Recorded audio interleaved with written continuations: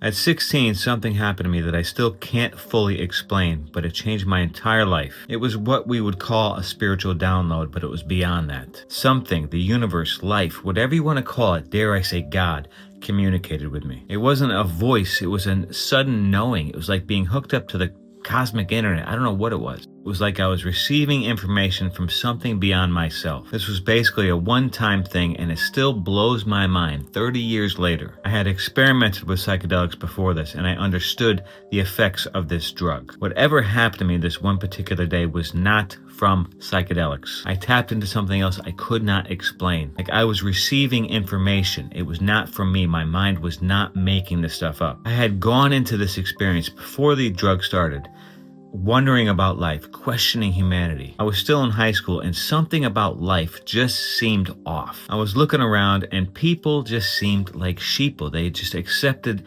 everything that was going on at face value. I was always kind of a deep thinker, and I always felt like I was on the outside of life looking in. So I went into this psychedelic experience only with a question in my mind, not expecting an answer. There's too much to explain for one video, but I suddenly, at one point, saw the big picture of life. To try to summarize it, I saw that humanity was lost, that our evolution had been stunted, that we were lost with the ego somehow. We were so caught up with the material world that we were literally hundreds of years off of our evolutionary course. Whatever it was, showed me that we are supposed to be far more evolved than we are consciously. And that this life that we call normal is some sort of facade. At the time, seeing this picture, this download, this knowing, made humanity seem hopeless. From what I was being shown, we seemed so lost as a species that we would never get back on track on our own. Again, this wasn't words, this was like a vision, a knowing, a literal download. This was some sort of spiritual awakening or something.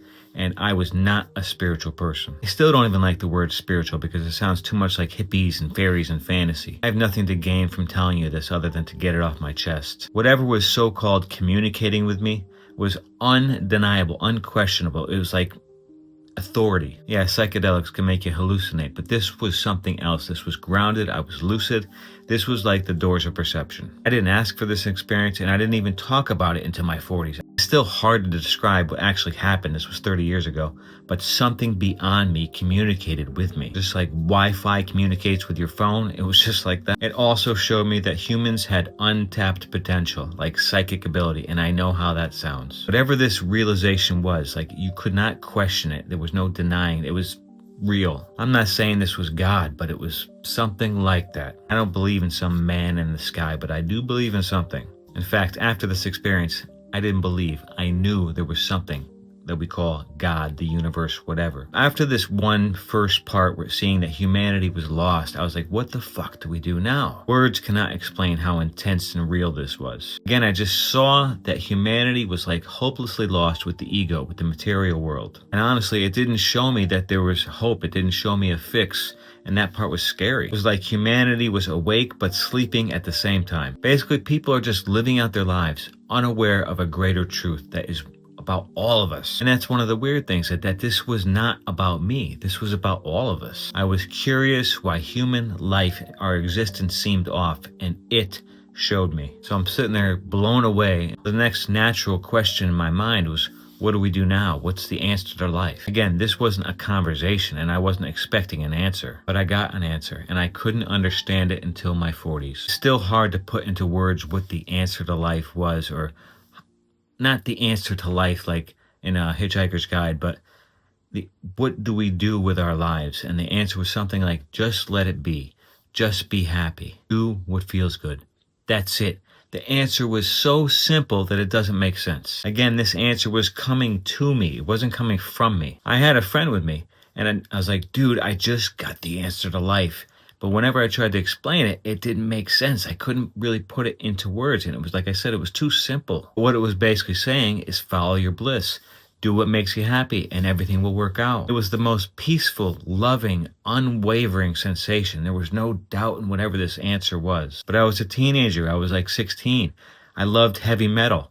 I didn't know what to do with this information. Again, words really can't capture the whole essence of this. As an analogy, this was like as if you saw a UFO, but only you saw it, and you saw like an alien. And you knew you saw what you saw, but what are you going to do with this information? You can't prove it. And if you tell people about it, you're probably going to sound crazy. They're probably going to laugh at you. So, considering everything I told you, I just kept it to myself. I had not read any books like The Doors of Perception. I did not consider this a spiritual experience. Whatever happened during this experience was the most real thing that has ever happened to me in my entire life. And I know how weird that sounds. By the way, this was in like 1994 and 95, and there was no internet, no cell phones, no one was talking about this sort of thing. Nowadays, you just go on the internet, you go on YouTube or social media, and there are tons and tons of people talking about relative information to what I had experienced 30 years ago. Anyways, after that experience, I was a teenager, I got lost in life, I didn't know what to do with the information. Whatever happened then was so powerful that it never left me, but I never know what to do with it. So finally, I just recently wrote a book about it, and I'd make these videos about consciousness awakening. I don't even like to call it spiritual awakening,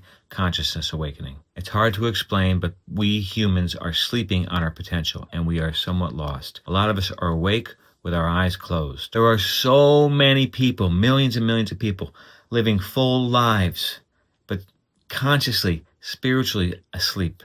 I don't claim to have all the answers.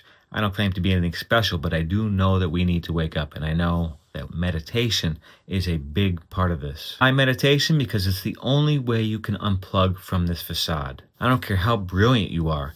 Meditation is the only way to unplug from life and to stop reacting to life and to stop playing the role of the character that was given to you at birth. You will never know what you don't know about yourself, about life, until you unplug regularly and do the meditation work. Psychedelics, yeah, can wake you up, but I'm not encouraging that with anybody. In fact, I'm not encouraging anything for anyone. I'm just sharing my story. I'm sharing what works for me. Humanity's lost. Most of us are sleeping. A lot of us are waking up. Maybe this resonates with you. Maybe it sounds crazy. I don't care anymore. If this does spark some curiosity with you, I did write a book about this called Waking Up in a Sleeping World, Breaking the Ego's Spell. The book's available on Amazon and the link's in my bio, but I'm really just glad I can share this.